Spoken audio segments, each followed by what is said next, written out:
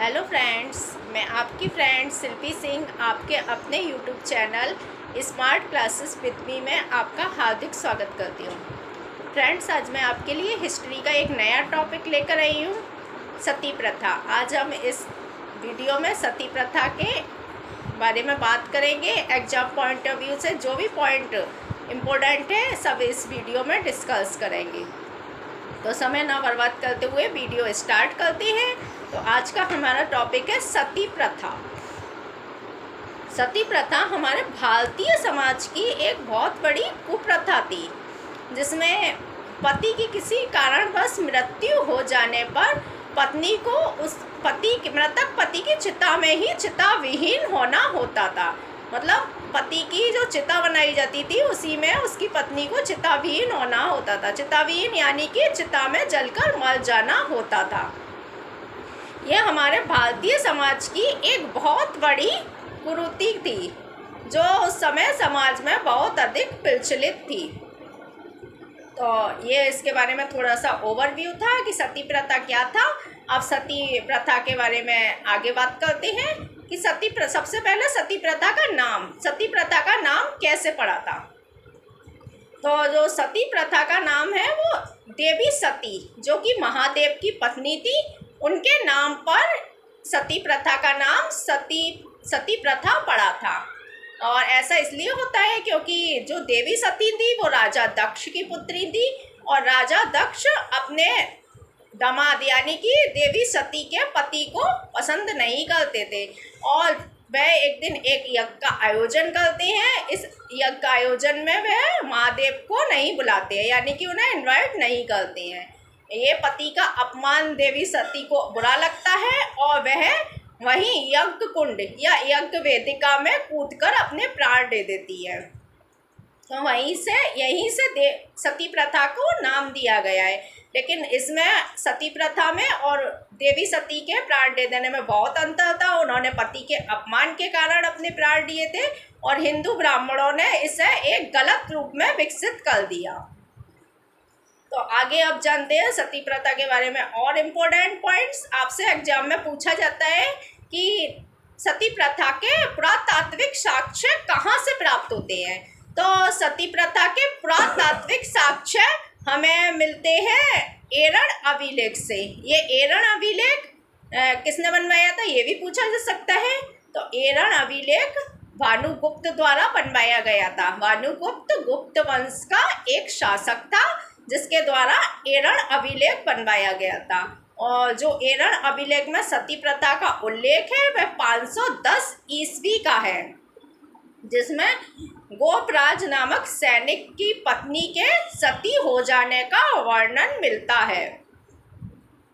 तो इसमें आपके कई क्वेश्चन तैयार हो गए। एक आपसे पूछा जा सकता है कि सती प्रथा का पुरातात्विक साक्ष्य कहाँ से मिलता है। तो सती प्रथा का पुरातात्विक साक्ष्य आपको मिलता है एरण अभिलेख से। ये किस समय का है? ये 510 ईस्वी का है। इसमें किसके सती हो जाने का वर्णन है? तो इसमें सैनिक गोपराज की पत्नी के सती हो जाने का वर्णन इस अभिलेख में किया गया है। और ये एरण अभिलेख बनवाया किसके द्वारा गया है? तब आपका आंसर होगा भानुगुप्त, जो कि एक गुप्त वंश का शासक था।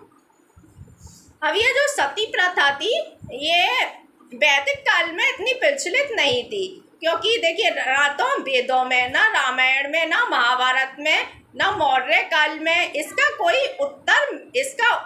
भी उल्लेख नहीं मिला है। जबकि रामायण में एक जगह उल्लेख है, रामायण के उत्तरकांड में वेदवती की माता के सती हो जाने का। महाभारत में भी कुछ जगहों पर उल्लेख है, जैसे कि राजा पांडु की पत्नी देवी माधवी के सती हो जाने का इसमें उल्लेख मिलता है। और वासुदेव, कृष्ण के पिता वासुदेव के मृत्यु हो जाने पर उनकी पत्नियों के सती हो जाने का भी इसमें उल्लेख मिलता है। लेकिन वेदों में कहीं भी सती प्रथा का कोई उल्लेख नहीं मिला है। अथर्ववेद में सती प्रथा एक जगह उल्लेख है, लेकिन उसमें और सती प्रथा में बहुत अधिक डिफरेंस है, क्योंकि अथर्ववेद में एक जगह पर कहा गया है कि एक श्लोक में वर्णन है कि जब पति की मृत्यु हो जाती थी तो पत्नी उसके साथ चिता पर लेट जाती थी। तो वहाँ परिजनों द्वारा उससे अनुरोध करके उसे उसके पति की चिता से हटा दिया जाता था, जिससे वह अपने जीवन निर्वाह फिर से पुनः आरंभ करती थी और संपत्ति पर अधिकार प्राप्त करती थी, जो कि सती प्रथा से बिल्कुल अलग है। ऋग्वेद में भी एक श्लोक में उल्लेख मिलता है जिसके बारे में ब्राह्मणों ने कहा कि ये सती प्रथा को प्रोत्साहन देते हैं, जबकि वो प्रोत्साहन नहीं है, वो सती प्रथा का खंडन कर रहा है। तो उस श्लोक में क्या कहा गया है? उठो, मृतक को छोड़ो और नए जीवन का चुनाव करो। तो ये वाक्य तो सती प्रथा का खंडन ही है। तो ऋग्वेद में भी सती प्रथा का खंडन किया गया है और कई जगहों पे सती प्रथा का खंडन किया गया है। कौटिल्य के ग्रंथों में सती प्रथा का कोई उल्लेख नहीं है। मैगस्थनीज के ग्रंथों में भी सती प्रथा का कोई उल्लेख नहीं किया गया है। स्ट्रैबो ने भी, जो इतिहासकार थे स्ट्रैबो, उन्होंने भी सती प्रथा का खंडन किया है। मैक्स मूलर द्वारा भी सती प्रथा का खंडन किया गया। और आपसे एग्जाम में पूछा जा सकता है कि सती प्रथा को आत्महत्या की संज्ञा किसके द्वारा दी गई? तो सती प्रथा को आत्महत्या की संज्ञा बाणभट्ट के द्वारा दी गई है। तो आपसे एग्जाम में पूछा जा सकता है, तो आप इस पॉइंट को नोट कर लीजिए कि किस इतिहासकार ने सती प्रथा को आत्महत्या की संज्ञा दी? तो बाणभट्ट। और इसमें एक नाम और ऐड कर ले, मेघादित्य। मेघादित्य आचार्य ने भी सती प्रथा को आत्महत्या ही कहा है। और जबकि देवरभट्ट, एक ऋषि थे देवरभट्ट, इन्होंने भी इसको अपराध बताया है सती प्रथा को और इसका खंडन किया है। तो सती प्रथा एक समाज की कुप्रथा थी, लेकिन प्राचीन काल में इसका प्रसार अधिक नहीं था। जब भारत में मुस्लिम आक्रमण हुए, तुर्की भारत आए, तब से ये अधिक फैली और सबसे अधिक इसका प्रचार उत्तर भारत में हुआ। उत्तर भारत में हुआ, दक्षिण भारत में ये इतनी अधिक नहीं थी, क्योंकि इसका उल्लेख कल्लड़ की राजतरंगिणी से मिलता है। राजतरंगिणी में इसका कई जगह पर सती प्रथा का उल्लेख किया गया है। और क्योंकि कल्लड़ की राजतरंगिणी कश्मीर के इतिहास को वर्णित करती है, तो इससे पता चल जाता है कि कश्मीर में सती प्रथा का अत्यधिक प्रचलन था। तो मुस्लिम आक्रमणों के समय सती प्रथा का प्रचलन बहुत अधिक बढ़ा। जैसा कि आपको पता है, जब भारत में सर्वप्रथम मुस्लिम आक्रमण मोहम्मद कासिम द्वारा किया गया था 1712 में सिंध प्रदेश पर, और उस समय वहाँ के शासक थे राजा दाहिर। उन राजा दाहिर की पत्नी द्वारा जौहर व्रत का पालन किया गया था। राजा दाहिर की पत्नी द्वारा जौहर व्रत का पालन किया गया था। लेकिन जौहर व्रत और सती प्रथा में अंतर है, दोनों पॉइंट अलग अलग हैं। अब इस वीडियो में हमारा फोकस केवल सती प्रथा पर है, इसलिए इसी के बारे में बात करेंगे और जौहर व्रत पर अगले किसी वीडियो में हम बात करेंगे। तो मुस्लिम जब आक्रमण भारत पर होने लगे, उस समय से सती प्रथा का प्रचलन अधिक बढ़ता गया। कई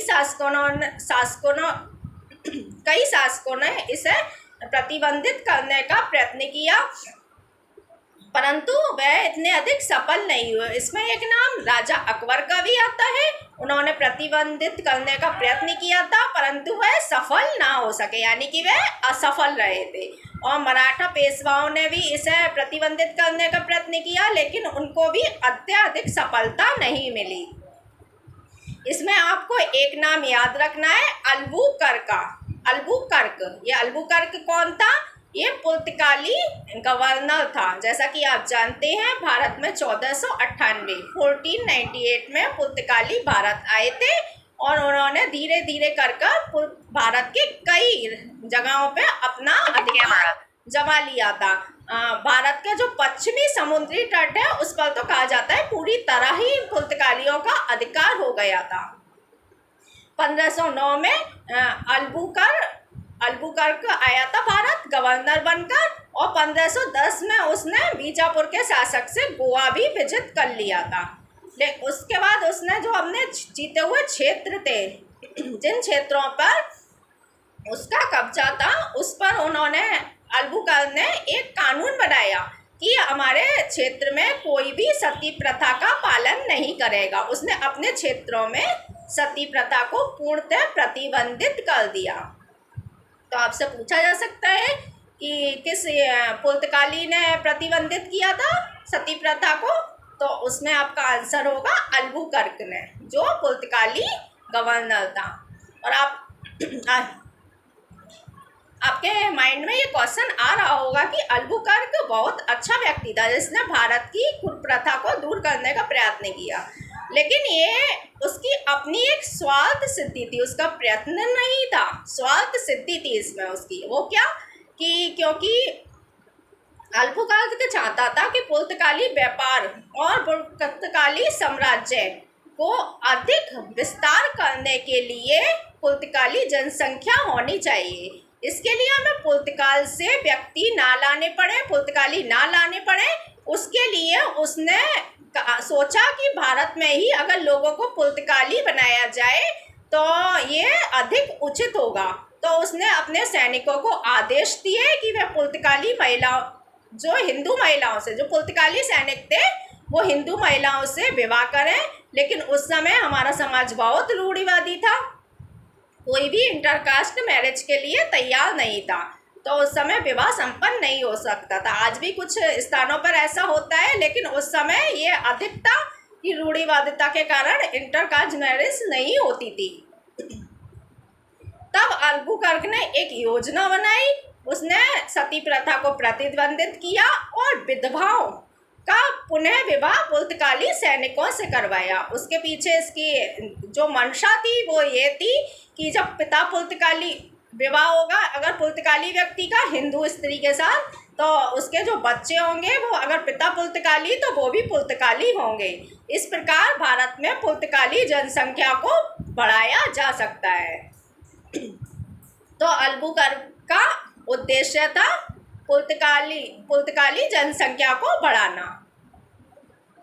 उसके बाद 1829 में विलियम बेंटिक द्वारा पूर्णतः सती प्रथा को निषेध कर दिया गया। इसके लिए कानून बनाया गया, कठोर कानून, कि अगर कोई भी अपने यहाँ की किसी भी स्त्री को इस प्रथा का पालन करने के लिए विवश करता है तो उसे दंड दिया जाएगा। और ये विलियम बेंटिक ने राजा राम मोहन राय के प्रयत्नों से किया था।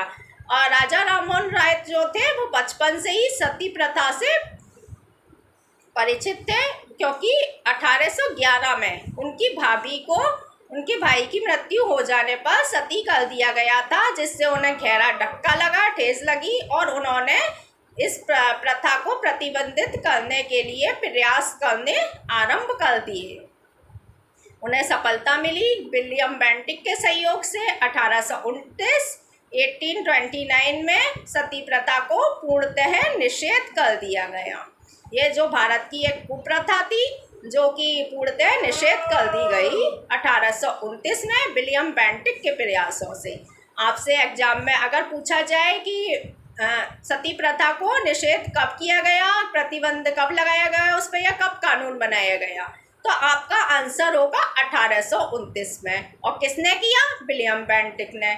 लेकिन अगर आपसे एग्जाम में पूछा जाए कि वह यूरोपी कौन था जिसने सती प्रथा को, प्रथम यूरोपी कौन था जिसने सती प्रथा को प्रतिबंधित किया, तो आपका आंसर उसमें अल्बुकर्क होगा। तो इन दोनों पॉइंट के डिफरेंस को समझें और इन्हें याद रखें। आप चाहे तो नोट डाउन भी कर सकते हैं। इसके बाद हम कुछ इम्पोर्टेंट फैक्ट और है सती प्रथा से रिलेटेड, वो हम देख लेते हैं कि हम एग्जाम में पूछा जा सकता है कि सती प्रथा कौन सा ऐसा ग्रंथ था जिसमें ब्राह्मण स्त्रियों को सती प्रथा का पालन करने का अनुमति नहीं थी। ये आपसे पूछा जा सकता है। तो वो ग्रंथ था पद्म पुराण। पद्म पुराण में ब्राह्मण स्त्रियों को सती प्रथा का पालन नहीं करना होता था इसके अनुसार। लेकिन इसमें भी एक मतभेद है कि 10वीं शताब्दी के बाद ब्राह्मण स्त्रियां भी सती प्रथा का पालन करने लगी थी। आपसे ये भी पूछा जा सकता है कि वैदिक काल में सती प्रथा का प्रचलन था। तो वैदिक काल में सती प्रथा का प्रचलन नहीं था, क्योंकि मैं आपको पहले ही बता चुकी हूँ कि किसी भी वेद में सती प्रथा के प्रचलन का कोई उल्लेख नहीं मिला है। जो समाज की एक कुरीति थी सती प्रथा, उसका उल्लेख वैदिक काल में बिल्कुल भी नहीं मिला है। और महाभारत काल में भी इसका उल्लेख नहीं है। रामायण में भी केवल एक जगह ही है, महाभारत में भी एक दो जगह पर ही है, और किसी भी वेद में नहीं है, मैगनीज की इंडिका में नहीं है, कौटिल्य की अर्थशास्त्र में नहीं है। इससे निष्कर्ष निकलता है कि सती प्रथा उस समय पर नहीं थी। ऐसा माना जाता है कि यह सती प्रथा मुस्लिम आक्रमणों के समय इसका प्रसार अधिक हुआ, और यह 34 ईस्वी से अधिक बड़ी सती प्रथा का प्रचलन। तो ये मेरा सती प्रथा पर जो भी एग्जाम पॉइंट ऑफ व्यू से इम्पोर्टेंट पॉइंट है मैंने इस वीडियो में डिस्कस कर दिए हैं। अगर मेरा ये वीडियो आपको फ्रेंड अच्छा लगा तो लाइक करें, शेयर करें, कमेंट करें, और प्लीज़ बेल नोटिफिकेशन ऑन कर लें, जिससे कि मेरे आने वाले अगले वीडियो का नोटिफिकेशन आपको मिल सके। Thank you for watching my video.